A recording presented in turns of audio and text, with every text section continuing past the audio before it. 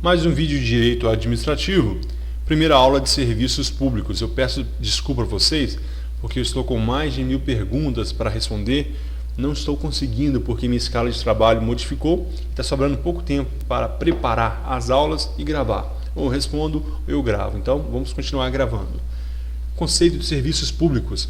Serviço público é todo aquele prestado pela administração ou por seus delegados, sob normas e controles estatais, para satisfazer necessidades essenciais ou secundárias da coletividade, ou simples conveniência do Estado. Nós sabemos que os serviços públicos, eles são prestados pela administração direta, através dos seus órgãos, pela administração indireta e ainda por terceiros colaboradores com o serviço público, que são os concessionários, permissionários e autorizatários de serviços públicos. Nós falaremos sobre cada um deles ainda nessa aula. Nessas aulas de serviço público, eles devem estar pelo controle estatal. O estatal controla e para satisfazer o que? Necessidades essenciais, por exemplo, segurança, saúde e educação, ou secundárias, por exemplo, transporte, telefonia, da coletividade ou ainda simples conveniência do Estado. É o conceito de Eli Lopes Meireles. Um outro conceito, é uma atividade prestada pelo Estado ou por seus delegatários, sobre o regime de direito público para atender às necessidades coletivas da sociedade. As necessidades coletivas nunca será utilizado para interesse particular. O regime é de direito público, mas sabemos que empresas privadas podem prestar esse serviço público por delegação do Estado, mas mesmo assim o regime da prestação do serviço é de direito público. A empresa pode ser privada, mas a prestação de serviço é sempre de direito público. Por isso haverá responsabilidade, na maioria dos casos, objetiva do Estado, como nós veremos daqui a pouco. Artigo 175 da Constituição diz o seguinte: incumbe ao poder público, na forma da lei, diretamente ou sob regime de concessão ou permissão, sempre através de licitação, a prestação dos serviços públicos. Incumbe ao poder público, seja direta ou indiretamente, na forma da lei, e essa lei é a que está destacada aqui embaixo, 8987 de 95.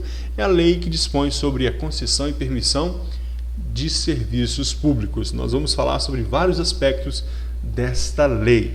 Observamos desde já que precede a licitação. A prestação do serviço público é precedida de licitação e tudo isso está disposto aqui nessa lei, a Lei 8987, que fala da concessão e permissão de serviços públicos. Ela dispõe sobre o que? O regime das empresas concessionárias e permissionárias, nós vamos falar sobre isso, o caráter especial do contrato e da prorrogação. Como que será esse contrato administrativo? Será contrato administrativo? Será contrato de concessão? Será outra forma de contrato, bem como as condições de caducidade. Veremos o que é caducidade, veremos o que é encampação, veremos o que é rescisão de quê? Da concessão e da permissão do serviço público. Ainda, essa lei dispõe sobre os direitos dos usuários, quais direitos que o usuário do transporte público tem e como se dá a política tarifária, como que será o reajuste, quando que será a taxa, quando que será a tarifa. Nós vamos ver a diferença também, e ainda a obrigação de manter o serviço adequado. Tudo isso disposto nessa lei 8987 de 95. Questãozinha fácil sobre conceito. Serviço público é prestado, a prestação que a administração efetua de forma direta ou indireta para satisfazer uma necessidade de interesse geral. Certo ou errado? Pausou o vídeo, respondeu? Muito fácil. Essa aqui tomara que não caia, porque é fácil demais, todo mundo acerta. Está certo, serviço público é a prestação que a administração efetua de forma direta ou indireta para satisfazer uma necessidade de interesse geral, direta através dos seus órgãos, indireta através das autarquias, fundações públicas, empresas públicas, sociedade de economia mista, ou ainda através de seus particulares em colaboração, concessionário, permissionário e autorizatário de serviços públicos, que não compõem em sentido formal a administração indireta. Não compõem em sentido formal a administração indireta, mas prestam indiretamente serviços públicos. Tranquilo? Materialmente falando, eles prestam serviços públicos. O Estado assume o dever seu de prestar à sociedade serviços necessários, indispensáveis, como segurança, saúde, comunicação, assistência social, transporte, fornecimento de água e luz, etc. Mas pode contratar para exercer em seu lugar, seja direta ou indiretamente. O Estado tem o dever de prestar, ele tem a obrigação, mas ele pode contratar, tranquilo, isso a gente já viu. Curiosidade, você paga não pela água, mas pelo fornecimento. A água é gratuita, você paga pela purificação, o serviço de água, o serviço ali de purificação da água e pelo fornecimento, para que ela chegue até a tua casa. Mas você não paga pela água propriamente dita, é só uma curiosidade.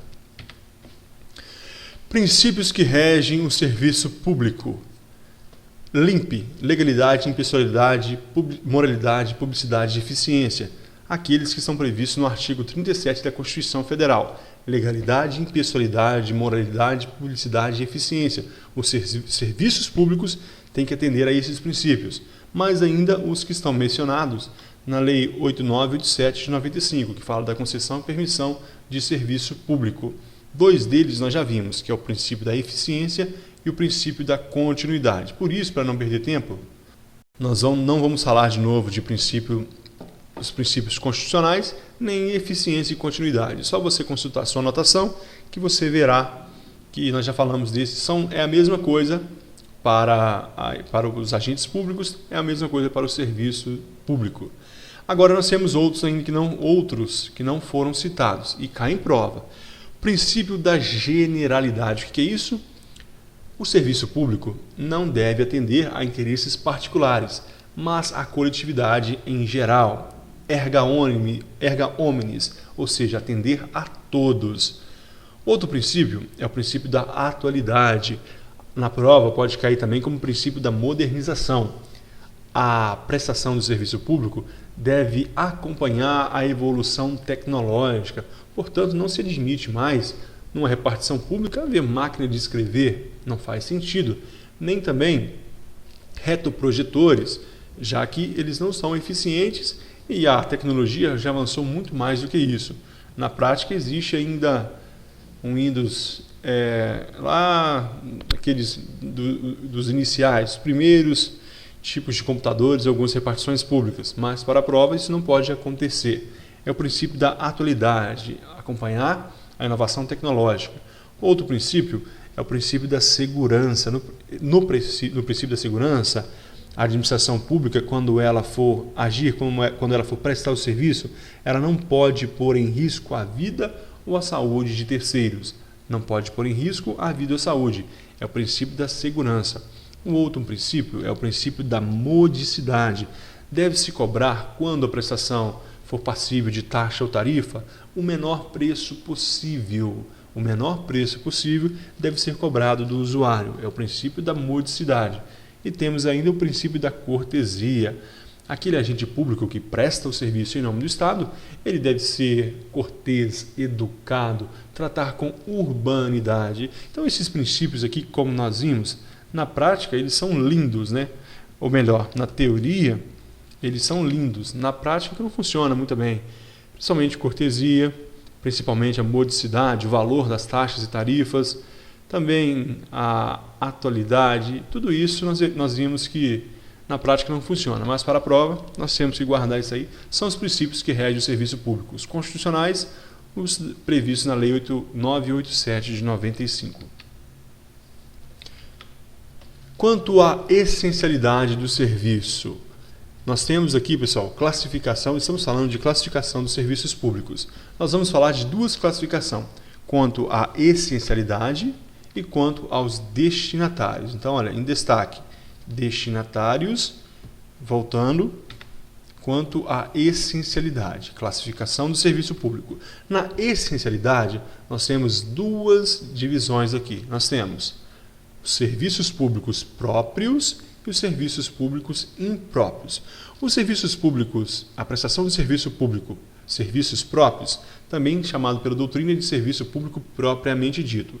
O serviço próprio pode cair na prova como serviço público propriamente dito.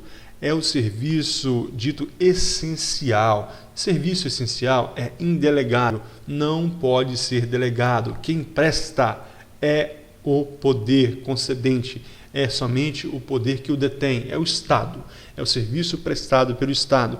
Exemplo, segurança pública. Não pode terceirizar as polícias, não. A segurança pública é prestado pelo Estado. Então, é o serviço propriamente dito, ele é indelegável quanto à essencialidade. Agora, impróprios, também chamado de serviço de utilidade pública. Ele é secundário, não é essencial. Por não ser essencial, ele é delegável. Exemplo, telefonia. Mas alguém vai dizer, telefonia não é essencial. Para esse conceito, não é. O conceito doutrinário, serviço. O que é um serviço essencial? Segurança, saúde, serviços secundários. A definição melhor seria secundário, mas ele pode cair na prova dizendo que ele não é essencial. Então, seria transporte público, telefonia. Por exemplo, aqui dado aqui, telefonia. Então, nós temos o serviço próprio, que é indelegável, e o serviço impróprio, que ele é delegável. Ele pode ser delegado a terceiros. Terceiro pode prestar. Cuidado, porque alguns doutrinadores chamam essa classificação não de essencialidade, mas de finalidade. Então, você tem que memorizar quanto à essencialidade ou quanto à finalidade. E também ele pode ser, no caso de próprio, ele pode ser serviços próprios ou ainda serviços propriamente ditos, enquanto os impróprios podem ser chamados também de serviço de utilidade pública. Nós não sabemos qual banca vai prestar o nosso concurso, então a gente tem que saber de tudo isso, porque ela coloca uma palavra diferente e a gente acha que está errado. Essencialidade ou finalidade. Serviços próprios ou propriamente dito. Serviços impróprios ou serviço de utilidade pública. Essa é a classificação quanto à essencialidade. Mas nós temos também a classificação quanto aos destinatários.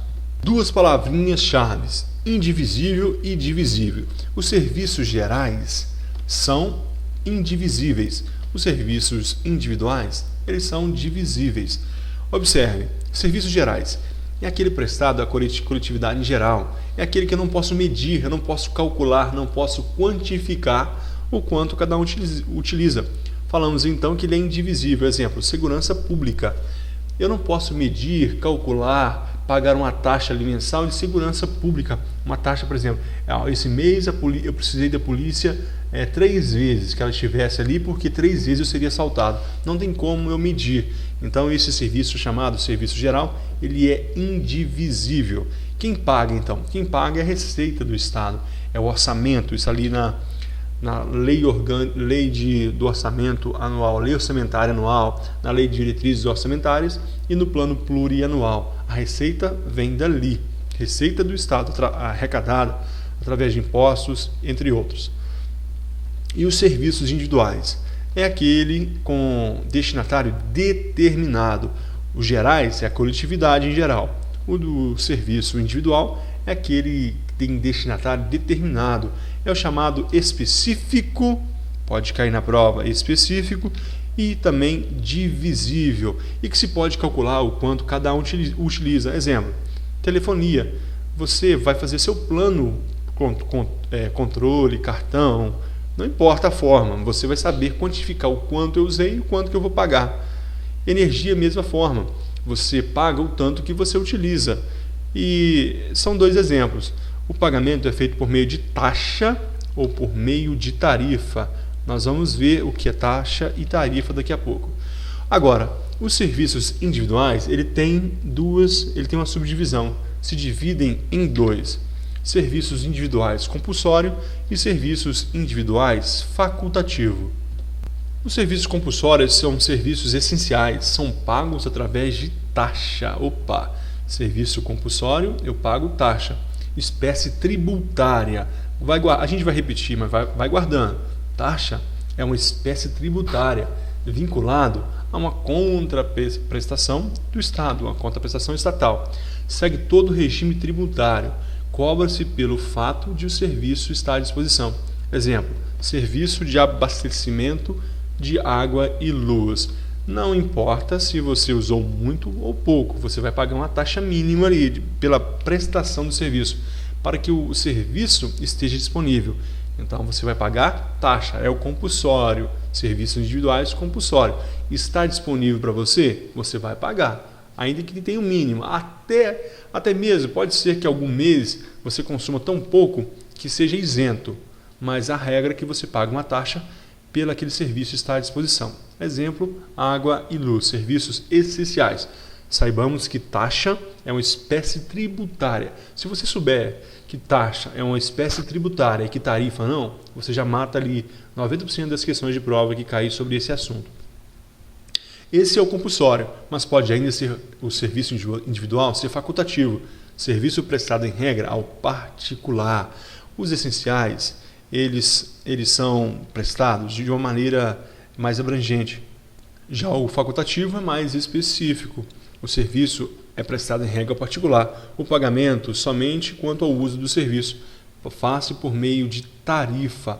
Tarifa não tem natureza tributária. Não tem natureza tributária. Fala-se em preço público. Preço público não é natureza tributária. Taxa, natureza tributária. Tarifa, preço público. Não tem nada a ver com natureza tributária. Pode ser modificada mais facilmente. Exemplo, transporte público. A política ali para modificar o preço da tarifa de transporte público é muito mais simples do que, por exemplo, para modificar os valores de abastecimento de água e luz, porque aqui o regime é tributário, paga-se a taxa que é vinculada a uma contraprestação estatal. Então, as diferenças principais aí de compulsório e facultativo: taxa, tarifa, uma é natureza tributária, outra é preço público. É mais fácil modificar qual? A tarifa. O valor da tarifa é muito mais fácil, é muito mais célere o procedimento. Então, voltando, nós temos serviços gerais, voltando aqui na essencialidade, classificação primeira. Nós temos serviços próprios e serviços impróprios. Os próprios, propriamente ditos, são indelegáveis, exemplo, segurança pública. Impróprios são serviços de utilidade pública, delegável. Por exemplo, telefonia. Isso é quanto à essencialidade. Quanto ao destinatário, serviços gerais, a todos, coletividade em geral, indivisível. Serviços individuais, a um destinatário determinado, específico, é divisível. Você vai pagar quando você usar. Exemplo ali, a telefonia é o principal exemplo. É feito por meio de taxa ou tarifa. Na realidade, os serviços individuais ainda é porque, eu falei da maneira geral, existem duas subdivisões, que é o compulsório e o facultativo. Tanto o compulsório quanto o facultativo dá para quantificar o quanto se usa e subdividem em dois: serviços individuais, compulsório e facultativo. Compulsório paga-se através de taxa, que é uma espécie tributária, e o facultativo se paga através de tarifa, que não tem natureza tributária. Fala-se em preço público. Um exemplo aqui é o transporte público. Tranquilo? Então, vamos lá. Formas de prestação dos serviços públicos. Centralizada ou direta são os órgãos da administração pública. Centralizada ou direta, por exemplo, ali, saúde, um hospital público, forma de administração direta. Descentralizada ou indireta. Nós temos aqui as empresas públicas, sociedades de economia mista, as autarquias, fundações públicas, fundações particulares. Nós temos que diferenciar outorga e delegação. Na outorga, transfere-se a titularidade mais execução. Por exemplo, no caso de uma autarquia que ela presta serviço público, ela vai ser a titular e vai ter também execução. Ela vai responder pelos atos que seus funcionários causarem a terceiro. O Estado vai responder subsidiariamente. Aqui na delegação não. É somente a execução que é transferida. Delegação é transferida somente a execução. O titular permanece com a titularidade, permanece com o poder público, ok? Então vamos lá falar agora sobre vamos falar sobre a delegação de serviços públicos, mas antes vamos dar uma passada aqui nas previsões constitucionais a respeito desse assunto. O artigo 223 da Constituição diz o seguinte: compete ao Poder Executivo outorgar e renovar concessão, permissão e autorização para o serviço de radiodifusão sonora e sons e imagens, observado o princípio da complementaridade dos sistemas privados, público e estatal. Portanto, pessoal, já caiu em prova dizendo que a Lei 8987/95 ela dispõe sobre a concessão, permissão e autorização de radiodifusão e sons e imagens. Falso, questão falsa. Essa previsão é constitucional. A Constituição dispõe sobre concessão, permissão e autorização para radiodifusão sonora de sons e imagens. Portanto, radiodifusão é uma previsão constitucional. Então, para que uma empresa ela possa ter a sua programação, ela possa dispor de um canal, poder transmitir sua programação, é necessário que o Poder Executivo faça por concessão, permissão ou autorização para que essa empresa de rádio ou som possa trabalhar. Por exemplo, a Rede Globo é uma concessionária de serviço público. Então, para que ela possa desenvolver as suas atividades, periodicamente, nós veremos daqui a pouco, 15 anos, em 15 anos, ela deve renovar, o Poder Executivo o Poder Executivo Federal deve renovar essa concessão para radiodifusão sonora e de sons e imagens, as rádios e também as televisões. Parágrafo 1º desse artigo diz o seguinte: o Congresso Nacional apreciará o ato no prazo previsto no artigo 64, parágrafo 2º e 4º, a contar do recebimento da mensagem ali do chefe do Executivo, sem problemas. Parágrafo 2º. A não renovação da concessão ou permissão, isso é importante, dependerá de aprovação de no mínimo 2/5 do Congresso Nacional em votação nominal. Portanto, olha, o Poder Executivo ele vai conceder, mas para que ele possa terminar essa concessão, é necessário que 2/5 do Congresso Nacional, 2/5 aprove essa não concessão por 2/5 do voto do Congresso Nacional, Câmara e Senado. Cuidado com esses 2/5 aqui, porque a prova pode querer confundir com os 3/5 que são necessários para a emenda, promulgação para a votação da emenda constitucional. No caso de concessão, são 2/5. A não renovação da concessão ou permissão dependerá de aprovação de no mínimo 2/5 de votação do Congresso Nacional. Você tem que tomar mais um cuidado na prova.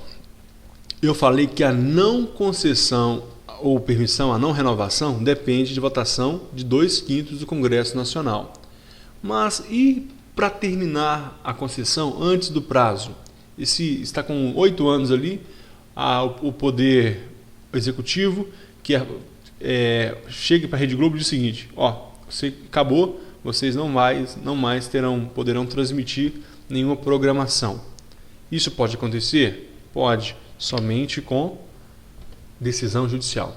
O cancelamento da concessão ou permissão antes de vencido o prazo depende de decisão judicial. Aí não compete nem ao Executivo e nem ao Legislativo, para que seja cancelado antes do prazo previsto na concessão, somente com decisão judicial.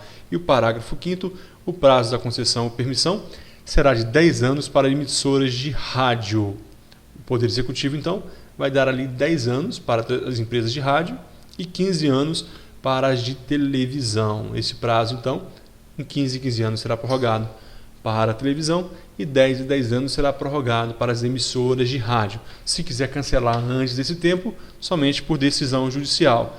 A não renovação após vencer o prazo depende de 2/5 do Congresso Nacional. Compete a quem? Ao Poder Executivo. Se cair na prova assim, compete ao Legislativo outorgar e renovar, estará errado. Essa compete ao Executivo. Agora, não concessão depende dessa votação de 2/5. É simples e fácil assim. Fora do prazo, tem que ser o juiz. E o prazo é 10 anos para a rádio e 15 anos para a televisão. Agora sim, delegação do serviço público. É um assunto que a gente vai ficar alguns minutos, muitos minutos nesses assuntos. Concessão, permissão e autorização de serviço público.